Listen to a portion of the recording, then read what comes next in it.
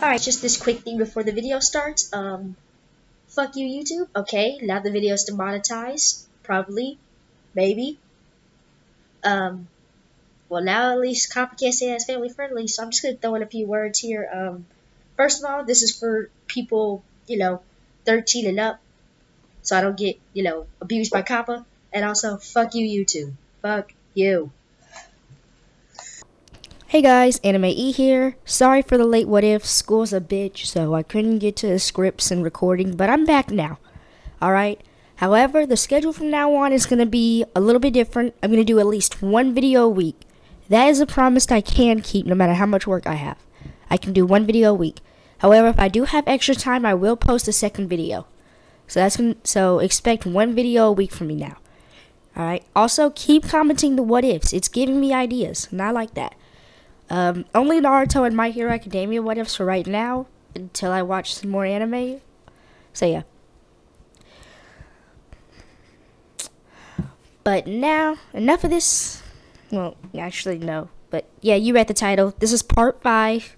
I know I was hyping this up a little bit in the last video. So yeah. Now without further ado, let's get into part 5 of What If Deku Had Koro Sensei's powers. Alright, so last time we left off, the League of Villains failed to kidnap Deku and Bakugo, so they kidnapped Todoroki. That's literally where we left off. Now, at the villain's hideout, during this, Todoroki is chained to a chair, wondering what the League is going to do with him. You know, just like in canon when they chained Bakugo to a chair. Anyway, back to Deku, because we're going to focus on him for a little bit. The court training camp is canceled, and everybody gets sent home, just like in canon. And since Deku didn't break both of his fucking arms this time, he doesn't have to go to the hospital. Which means the doctor doesn't need to tell him that if he keeps breaking his goddamn fingers, that's going to be it. Moving on, just like in canon, there's a debate on whether to go save Todoroki or not save Todoroki themselves. Now, the team that is going to go rescue Todoroki is going to be a bit different in canon, and I will explain why when we get to that. Anyway, the team that goes to rescue Todoroki instead of Bakugo this time is Deku, Momo, Sue, the frog girl, and Ida, and Bakugo. Now, why did I choose Bakugo and Sue? Well, that's easy, because Bakugo is an arrogant bitch that wants to outdo Deku, and Sue is best girl, no debate. No, but seriously though, before you press the dislike button, the real reason why is because Sue, in canon, she was kind of in between rescuing Bakugo and not. And I feel like if Sue had more confidence in canon, she would have gone, so that's why she's here now. And because people like people like Todoroki more than Bakugo in this one. So Sue decided, with more confidence, plus a better liking towards Todoroki than Bakugo, she decided to go. And why did Bakugo go? Well, because he pulled that little trick in anime where you say you don't want to do something, but you really do, and so at the last second you decide to go. Basically, he just went to outdo Deku. Now, right as Bakugo joins, Deku tells him that if he does anything stupid or lets his enormous pride/ego jeopardize the mission, he will break his spine. Yeah, Deku's not playing around with this one. This is a really good friend at stake, because Deku and Todoroki are pretty close in this what if. Bakugo shrugs this off with a shut up bastard, like usual. But just to prove Deku's point and shut Bakugo up, Deku decides, using Mach Speed, to break one of Bakugo's fingers and then relocates it immediately. Well, yeah, immediately. Now, after this is done, it takes about 5 seconds for Bakugo to realize what pain he just felt. And now that he's feeling it, he's screaming in agony. Deku then stands above him and repeats himself with, "You will not jeopardize this mission. And if you do, that finger won't be the only thing I break."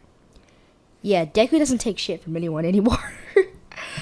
Anyway, Bakugo responds with the "Fine, Izuku." Now, this is a major surprise to everyone because Bakugo hasn't called Deku Izuku since they were kids. So this is showing, a little bit more respect and a little bit of fear. Well, moving on, Momo goes out shopping and gets the gang costumes just like in canon, and they follow the Nomu tracker just like in canon. Meanwhile, Twice just freed Todoroki from his handcuffs, and just like Bakugo, he starts attacking the villains. He was able to get Dabi and Toga away using his ice, and he was also able to knock out twice his clones. He's about to go for Kurogiri since he knows that he's the biggest threat here, him and Shigaraki, until a knock on the door is heard. They hear, "Pizza delivery!" And then All Might and all the other heroes bust through like in canon. And everything happens in canon. You know, the group finds the Nomu place. Everything goes the same in canon until the All for One versus All Might fight. If you watch part 4, you know what I'm about to say. Now, after All Might confronts All for One, you know, like they just meet, Deku, after looking at All for One, realizes that this is the person that All Might had mentioned, the person who created One for All, and the evil person that wanted to, you know, steal it back. Now, Deku, since he realizes that this is All for One, he decides to help All Might because, if you don't remember, part 4 or part 3, Deku hit All Might with his most powerful attack, almost killing him. So you know how All Might only had like 1 hour in canon? All Might's limit is about 15 to 30 minutes right now. So Deku knows that he's going to have to get in there and save him. So Deku rushes over and instantly uses a kick using 50% of full cow. Now All for One is able to absorb some of this kick, but the other parts that he can't absorb, well, they crack his ribs. About 2 of them. Yeah. Well, anyway, All for One blasts Deku and All Might back with one of those shockwave things that he fired from his arm. And remember, the news is here during this entire fight, just like in canon. So All for One looks at the camera, and he does something that's going to hurt a lot of people. And he does this just because he found out this. So All for One, right after he feels Deku's kick and blasts him back, he says to All Might, "So this is the next inheritor of One for All. Good to know that if I kill that kid, the quirk goes away forever." Because remember, All for One knows that One for All is supposed to defeat him. So if he kills the next inheritor of One for All before they can pass it on, boom, there goes a One for All forever. And afterwards, this is when All for One spills the tea that Deku is All Might's successor and the next inheritor to One for All. And remember, they have a broadcast right now, so everybody in the world is hearing that Deku is All Might's successor and also has All Might's quirk. Yeah, that's gonna have some big implications later in the story. Look out for part 6. Also, part 6 will be the finale. Anyway, All Might asks Deku to get out of here, but Deku stays saying that All Might is in no position to fight, and that All for One will kill him if he tries. All Might knows Deku is right, and he can only hold his form for about 15 minutes. It's already been about 10, I won't say 10, it's been about 5 since he used it. Because he decided to power up, no actually wait, 30 minutes, sorry. I'm reading the script right now, it's 30 minutes. And it's already been about 10 minutes, so All Might doesn't have that much time left. Deku, realizing that All for One isn't going to be taken down so easily, decides to use all of his power. He powers up to about 100% of full cow. Now guys, he has been training right before this fight, so Deku has about 100% of full cow now. Why? Because I told you he trained and trained and trained and trained and trained. He unlocked about 100% of full cow right after this quirk training camp. Well, anyway, All for One sees this and is impressed by the power of Deku, and he realizes that he's in for a challenge. Well, anyway, before All for One can do anything, Deku plucks out a strand of his hair and tells All Might to eat it. I bet you know where I'm going with this one. All Might realizes that Deku is giving All for One for All back. Ugh. I hate that they made them so similar. I keep tripping over my words. He asks why, and Deku says he'll explain later since they're in the middle of a fight. All Might eats the hair and gets One for All back instantly and can hold the form for 2 hours again. Now, since Deku gave back One for All, he still has some embers, and those embers are going to last a while. Because All Might's embers lasted from the beginning of the series till now. So he can go all out. And he won't just lose One for All for One. God, One for All so easily. Well, anyway, All Might, now having One for All back, decides to start firing smashes towards, All for One. And Deku starts a blitzing All for One. Literally, he pulls out his katana, he starts using full cal at his Mach 20 speed, which isn't even his full speed. All for One's able to keep up with him a little bit, but is still getting cut. Now, since All for One is very durable, just like Nomu and them, Deku can't really slice him in half or just slice him at all. So he's just giving him small cuts. Now, this is a new move I call Katana Chaotic Splits. Deku gets his katana and just using his base speed just starts cutting his opponent. Just cutting. Deku is able to give All for One about 10,000 cuts before he gets, blasted back. Now, I bet you're wondering, All for One isn't going to be taken down this easily. And he's not, because he has a region quirk. And he's able to absorb most of the cuts, but he is bleeding a little bit. So after he uses a Sonic Blast to blow back Deku, All Might starts beating All for One with just Texas smashes and Delaware smashes. Remember, since he has One for All back, he can go all out. He has all of his power that he had, minus a little bit because of the lung injury. So, afterwards, All for One is getting a little bit sluggish. He's taking a lot of damage, because, 10,000 cuts isn't really a good thing to be taking full force. Now, after this, Deku and All Might launch a final joint attack. All Might uses his, United States of Smash, and Deku uses a move that I call Internal Worldwide Cutting Smash. You're about to see in a second why I call it that. So what Deku does is he grabs his katana and channels as much One for All he can through it before it snaps. Then he stabs someone with that powered sword. He rushes over, almost teleporting, stabs him with the sword. And he makes sure to stab him right under the ribs, so it's like the center of their body. Now, with all this power, it's pretty much paralyzing and shocking every nerve in the person's body. Now, after it stabs inside of them, he keeps channeling One for All through it, paralyzing the person. Then, Deku gets a speed clone. Well, actually, no, he gets about 5 speed clones, each at 100% of full cal and moving at about Mach 75. And these speed clones, he can only make up to 2. These speed clones fire every single move Deku knows. So that includes the United States of Smash, multiple clone gods, speed caling Link Chi, flash stepping someone. He uses every move ever that he knows. And this is happening 3 times to All for One with the United States of Smash. Okay, so Deku developed this move he developed this move a lot earlier. But the thing with this move is, Deku's able to train this move, not by forcibly doing it. No. He's able to train how long he can do it for. Because Deku can use this move once every month.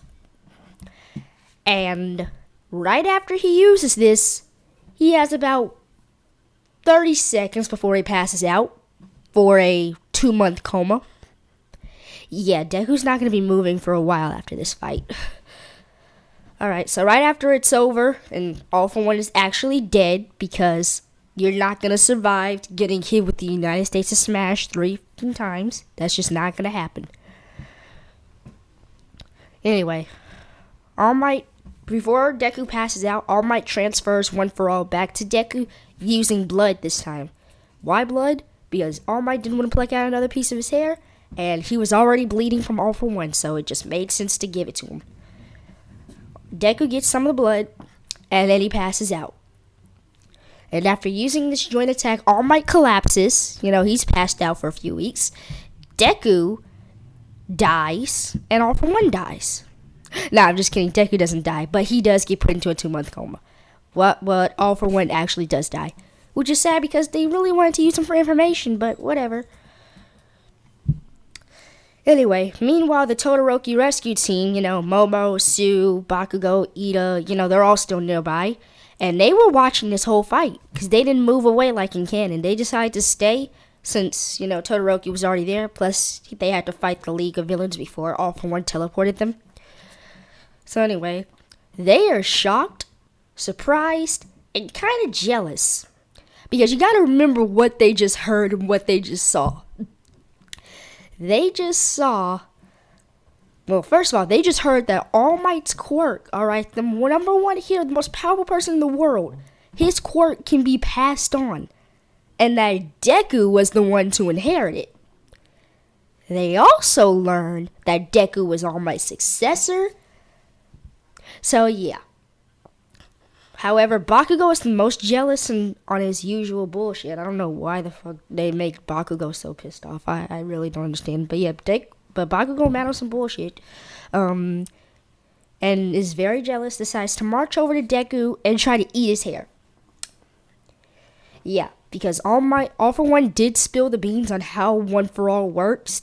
So Bakugo thinks, okay, if I can eat that nerd's hair, boom, I'll get his power and then I'll be more powerful than him. So he tries to go over there and eat his hair. Bakugo doesn't know that the quirk can only be passed on if he wants to.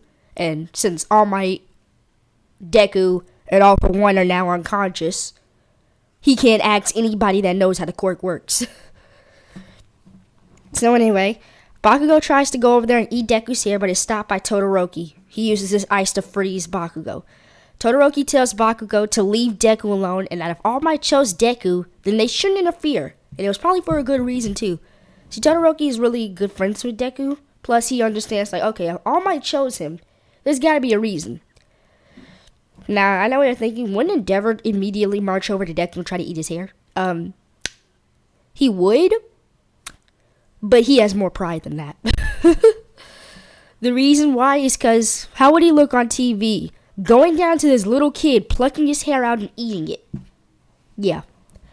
You gotta remember, Endeavor has huge pride. So, yeah. So after Todoroki tells Bakugo that they shouldn't interfere, Bakugo's still mad and jealous, still tries to eat Deku's hair, but Todoroki stops him and gives him frostbite by freezing his body with even colder ice. Alright? So since Bakugo is frozen, Todoroki just grabs him and they just leave. Like Ida, Sue, Momo, they all just decide to escape. The reason, because they don't want to get seen/caught. Because if they get caught, that's their head. Well, not really, but you know what I mean. Anyway, skipping forward, All Might and all of Class 1A visits Deku in the hospital about 2 days after he comes out of his coma. Now, instantly, Bakugo tries to eat Deku's hair. And Deku, not taking any bullshit, fires a Delaware Smash, knocking Bakugo across the room. He tells Bakugo, if you try that shit again, you're gonna be dead just like All For One. Now, everybody hearing this, including All Might, gets a chill down their spine because Deku did kill All For One. Like, All Might did some damage, but it was mainly Deku killing All For One. So they know that this is possible.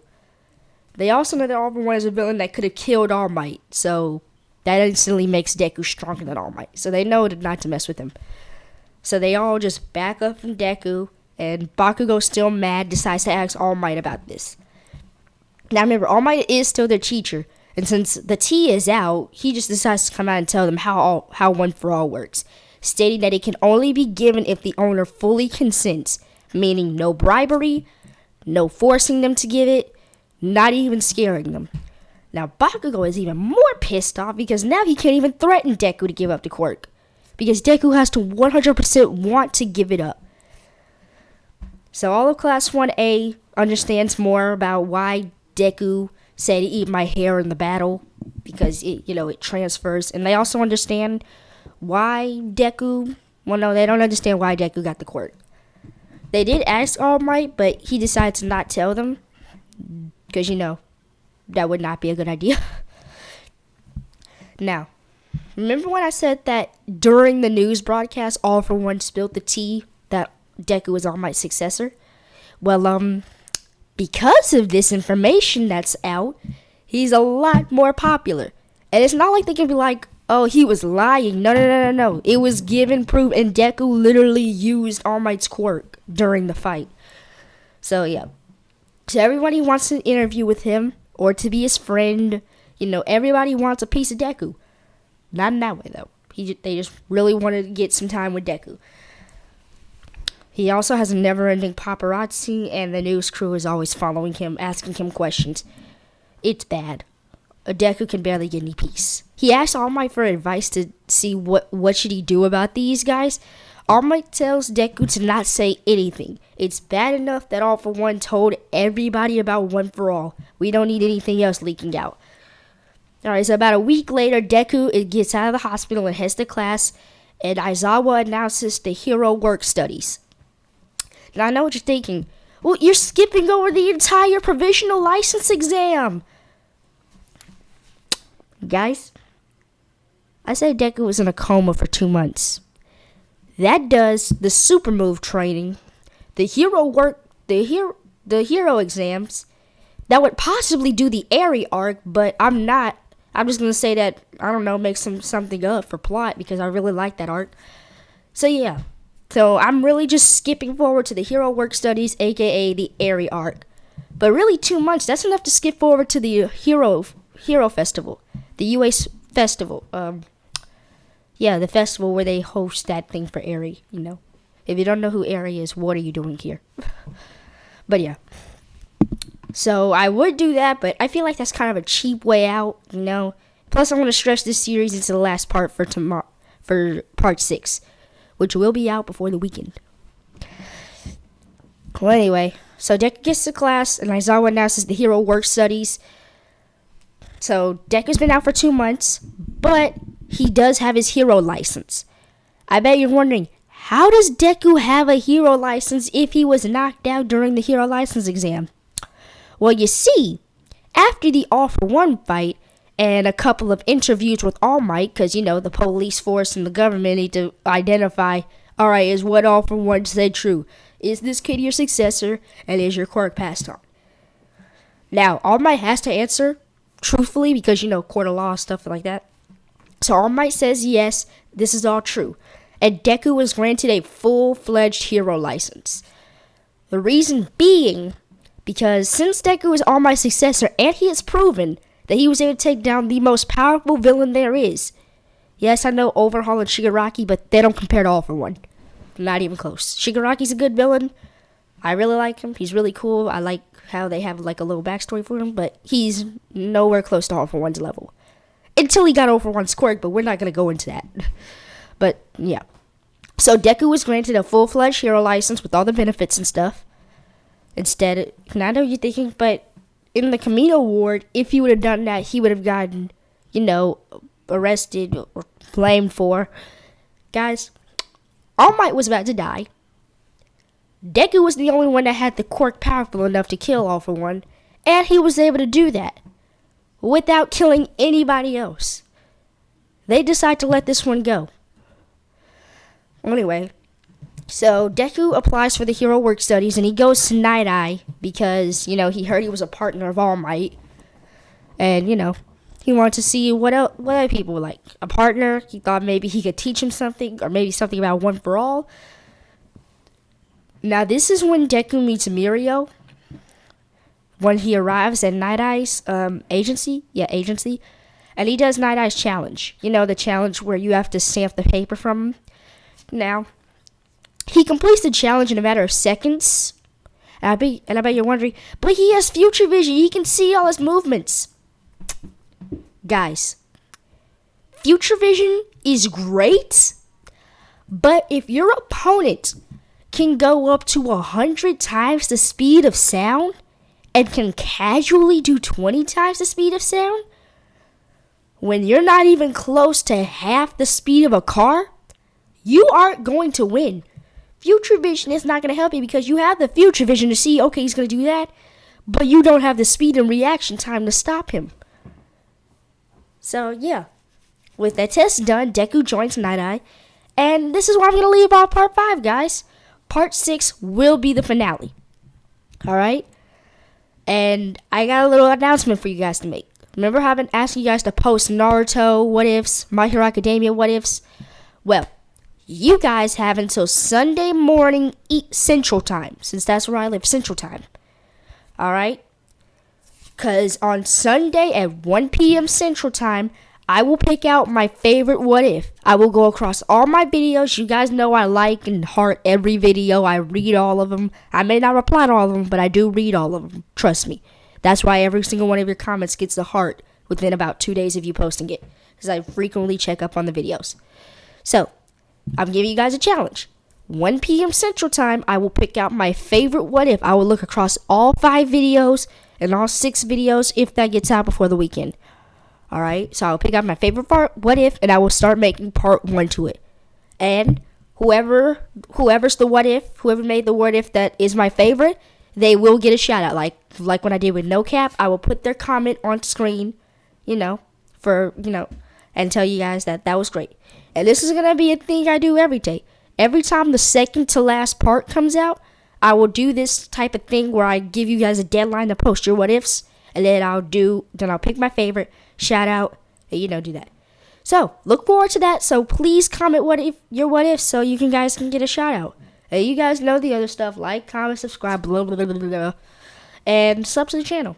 Anyway, Anime E signing off. Bye.